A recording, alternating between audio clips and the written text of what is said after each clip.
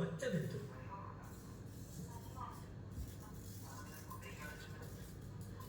ഇതാ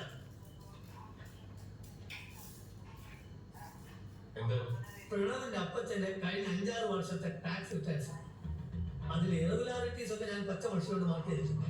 ശ്രദ്ധിച്ച് നോക്കൂ. പള്ളിക്കാര്യങ്ങൾ, ഭൂമി ഇടപാടുകൾ, ദുബായ് സിസ്റ്ററിന്റെ NRI അക്കൗണ്ട് വഴി ട്രാൻസ്ഫർ ചെയ്ത അമൗണ്ട് എല്ലാം കൂടി ഒരു 6-6.5 ലക്ഷത്തിന്റെ ക്രമക്കേട് വരും.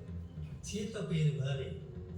നിങ്ങൾ ഇൻകം ടാക്സ് അസിസ്റ്റന്റ് കമ്മീഷണർ അല്ലെങ്കിൽ അടുത്തുകൊണ്ട് ആരെങ്കിലും കേസ് കൊടുത്താൽ ജോലി വരെ പോകാം. മിനിമം ഒരു സസ്പെൻഷൻ.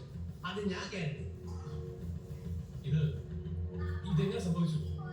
ഇത് ഞാൻ ക്രോസ് വെരിഫൈ ചെയ്തതാണ്. അത് വെറുതെ. ചില നിയമങ്ങളൊക്കെ നമ്മൾ അറിഞ്ഞുകൊണ്ട് മറക്കും, ലംഘിക്കും. നമുക്ക് വേണ്ടപ്പെട്ടവർക്ക് വേണ്ടിയാവുമ്പോ പ്രത്യേകിച്ച്. എന്ന് വെച്ച് നിങ്ങളൊക്കെ ചെയ്തു ഞാൻ പറയുന്നത് കേട്ടോ. നമ്മളൊക്കെ മനുഷ്യന്മാരല്ലേ. ഒരാളെ കൊടുക്കണമെന്ന് തീരുമാനിച്ചുറച്ച് ആരെ വേണമെങ്കിലും ഫ്രെയിം ചെയ്യാൻ എളുപ്പമാണ്.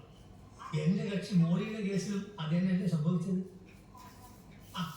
100 ആയിട്ടോ ഇപ്പൊ പറഞ്ഞ് നാം എടുത്തിട്ടായിരുന്നു അല്ലേ? ഞങ്ങൾ പോയിട്ട് ഇരിക്കണം മോളി, പറയട്ടെ. അമ്മച്ചിക്ക് എങ്ങനെയുണ്ട്? കുഴപ്പമൊന്നുമില്ല. ഒരു ചെറിയ ഷോ, അത്രേ ഉള്ളൂ. ഞങ്ങളുടെ വക്കീലായിപ്പോയി. ചെറിയ ഷോ. മോളിയുടെയും ബെന്നിയുടെയും കഥ അറിയുമ്പോൾ എനിക്ക് തോന്നിയത് അതൊക്കെ തന്നെ സുഖമുള്ളൊരു ഷോ.